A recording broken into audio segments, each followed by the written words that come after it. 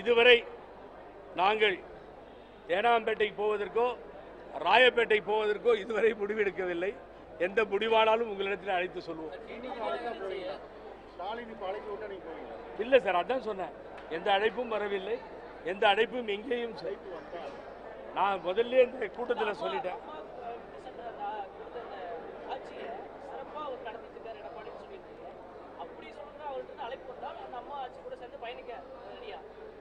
நதிநீர் பிரச்சனையில் கேரளா முதல்வரை சந்தித்ததற்கு பாராட்டு சொன்னேன். எந்த இடத்திலும் மீதி எல்லாம் பாராட்டினாங்க சொல்லவே.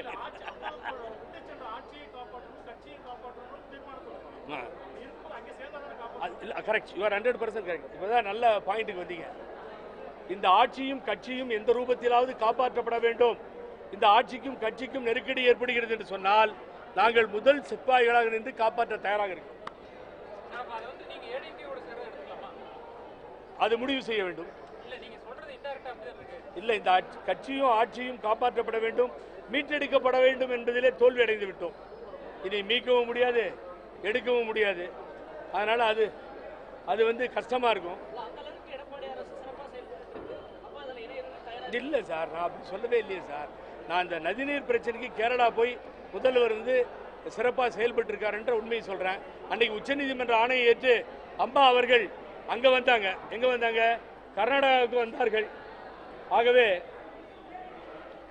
கர்நாடகா நான் தான் அழைத்து போனேன். கர்நாடகாவில் அழைச்சிட்டு போய் அங்கே இருக்க மினிஸ்டர்ஸோடு அவங்க பேசினாங்க. உச்சநீதிமன்றம் சொன்னது என்பதற்காக அந்த ஆணையை ஏற்று அம்மா கர்நாடகாவிலே பேசியது போல இன்றைய தினம் முதலமைச்சர் அதே வழியிலே கேரளா சென்றிருப்பது வரவேற்கத்தக்கது. அதில் எந்தவித மாற்றமும் இல்லை. அந்த முதலமைச்சரும் இந்த முதலமைச்சரும் சேர்ந்து 2 மாநில விவசாயிகளுக்கும் தொந்தரவில்லாமல் மாநில விவசாயிகளை பாதுகாத்து கொண்டு போக வேண்டும் என்று சொல்லி மிக அருமையான முடிவை எடுத்திருக்கிறார்கள்.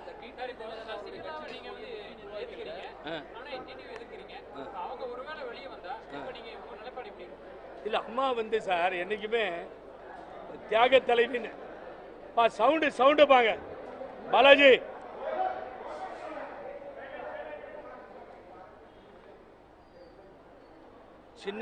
சின்னம்மா என்கின்ற தியாக தலைவி என்றுமே அவரிடத்தில் ஒரு மரியாதையும் அன்பும் எங்களுக்கு உண்டு. இந்த தமிழகத்தினுடைய முதலமைச்சர், அமைச்சர்கள் யாராகட்டும், பழகிய காலத்திலிருந்து சொல்லுகிறேன், எந்த இடத்திலும் அவர்களை தவறாக பேசியதில்லை. சிறையில் பல முறை சந்தித்திருக்கிறேன். அவர்களும் அம்மாவும் சின்னம்மாவும் இவர்களை பேசியதில்லை. ஆகவே இதெல்லாம் ஒரு கட்சி காக்கப்பட வேண்டும்.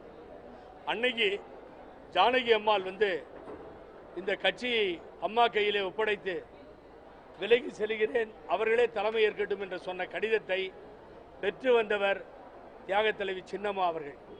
அன்னைக்கு மாத்திரம் அவங்க அந்த காரியத்தை செய்யாமல் போயிருந்தால் அங்கே அந்த ஸ்பிரிட்டு தீர்வுக்கே வந்திருக்காது. இது பல பேருக்கு தெரியாத விஷயம். அவங்க தான் அம்மாவுக்கு சமாதானம் சொல்லி போய் பண்ணாங்க. ஆகவே அதே போன்று அவர்கள் அரசை ஆதரிக்கும் முடிவைத்தான் சின்னம்மா அவர்கள் எடுப்பார்கள் என்று நான் நம்புகிறேன், நினைக்கிறேன். ஏன்னு கேட்டீங்கன்னா சார் நான் சொன்னேன், நீங்கள் தயவு செஞ்சு ஒன்று எடுத்துக்கோங்க. ஒரு நாள் பேசும் பொழுது திருச்சியில் செயல்வீரர்கள் கூட்டத்தில் உட்கார்ந்துருக்கார் டிடிவி தினகரன். நாஞ்சில் சம்பத் பேசுகிறார், நிராயுத பாணிகளாகினோம், நிராயுத பாணிகளாக நிற்கிறோம் சொன்னார். ஆனால் நான் சொன்னேன், நாங்கள் நிராயுத பாணிகள் இல்லை, ஆட்சி இல்லை, அதிகாரம் இல்லை, கட்சி இல்லை, சின்னம் இல்லை, எதுவும் இல்லை இந்த போர்க்களத்தில். ஆனால் எங்களிடத்திலே ஒரே ஒரு ஆயுதம் இருக்கிறது, அதுதான் டிடிவி தினகரன். அதை வைத்துக் கொண்டு மாபெரும் வெற்றியை பெறுவோம்னு சொன்னேன், முதல்வர்னு சொன்னேன். ஆனால் எவ்வளவு வேதனையா இருக்குன்னு கேட்டீங்கன்னா வெளியில சொல்ல முடியல சார். அன்னைக்கு ஒரு டிவி சேனல்ல கண்ணில் தண்ணியே வந்துருச்சு. ஆகவே இவ்வளவு மோசமான தலைவரை, பசும்போல் போர்த்திய ஒரு நரியை இனி நான் பார்க்கவே என்னுடைய சரித்திரத்தில் பார்க்க முடியாது. பயங்கரமான ஆளு. யாரோ ஒரு அமைச்சர் சொன்னது போல அவர் ஒரு சிரிப்பாரு, நெஞ்சத்தில் என்ன செய்கிறார்னு தெரியாது. ஆகவே வஞ்சகம் மிக்க ஒரு தலைவனை எனது வரலாறிலே டிடிவி தினகரனை போல நான் பார்த்ததே இல்லை. இவர் ஒரே ஒரு கேள்வி அன்பு சொல்லி, இங்கே இருக்கின்ற முக்கால்வாசி பேர் இன்னைக்கு நான் கோயம்புத்தூர்ல பதிவு செய்யறேன். முக்கால்வாசி பேர் இன்னைக்கு கார்த்திக் போய் இளைஞர்காரன்னு சொன்னாங்க. முக்கால்வாசி பேர் வெளியில போறாங்க. இங்கே யாரும் இருக்க போவதில்லை. நாஞ்சில் சம்பத் சொன்னது போல டிடிவி தினகரனும் ஜனா 2 பேர் தான் இருப்பாங்க வீட்டில் கடைசியா.